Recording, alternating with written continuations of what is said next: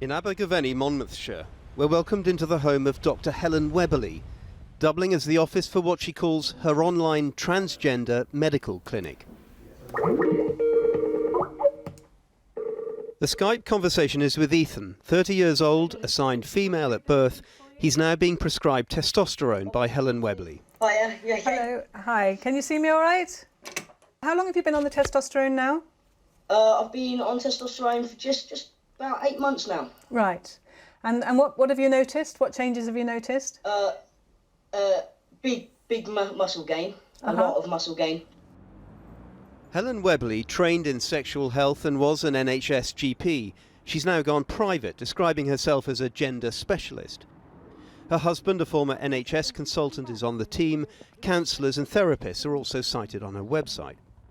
It's certainly a break from the traditional setting of the NHS's 14 gender identity clinics across the UK. And it comes at a time when those clinics are struggling with demand and often very long waiting lists. But Dr Webberley's approach has proved controversial. She attracted scrutiny recently after it emerged she'd offered a 12-year-old cross-sex hormone treatment. In the NHS, that wouldn't happen normally until someone's 16. How many children under the age of 16 have you given cross-sex hormones to? Under the age of 16, 2. And you're perfectly confident that you were qualified enough to be administering that treatment? To be qualified enough to administer the treatment, I have to have made a good enough assessment of my patient, both medical, physical assessment and psychological assessment. And yes, both occasions I have absolutely no reservations at all that it was the right thing to do. But Dr James Barrett, a consultant psychiatrist based at the UK's largest gender identity clinic, told The Guardian recently he had concerns over such an approach. If you wait until puberty has gone a little way along, he said, a fair proportion of the children change the clinical presentation and feel more like straightforward lesbian and gay kids. Do you accept that Dr Barrett may have a point here, that you may be intervening far too early? My overwhelming belief is that each child, each adult, each person should have their care individualised and not by a set of rules. If you could meet that child and hear that child's story from birth to 12, you would understand why, for that child, it was completely right to prescribe hormones. Yeah, so basically, this is the testo gel. Ethan shows me the testosterone gel he's been using every morning for the last 6 months. He went to Helen Webberley, tired of having to wait for an appointment at an NHS clinic. I was referred last, I think it was mid-September.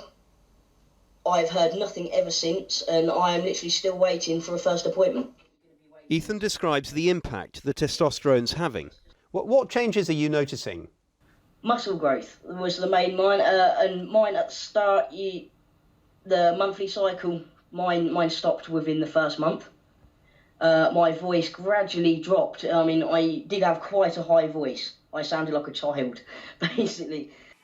Hi, my name's Ethan. This is the 2nd of February 2016, and this is my voice first day on T. So, no, it has dropped dramatically over the past 8 months. And it is, even when I'm on the phone, I actually get addressed as Mr. I'm more outgoing, and I can actually go into places and actually be seen for who I really am. There's no doubt that for patients like Ethan, private practitioners such as Helen Webberley can provide hugely important interventions. But her brand of gender identity healthcare, mostly administered online, is unusual in the UK and has clearly caused some tension within her profession. How do you think some people in the NHS gender identity clinics view what you're doing?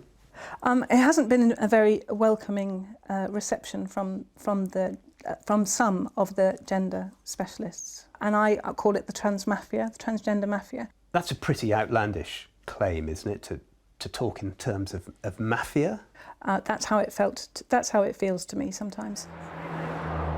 Earlier this year, she tells me, a gender identity clinician emailed the General Medical Council. He said he was concerned her methods might increase the risk of hormones being inappropriately prescribed, that she appeared to be acting in relative isolation from other medical professionals. The GMC said the complaint didn't meet their threshold for investigation.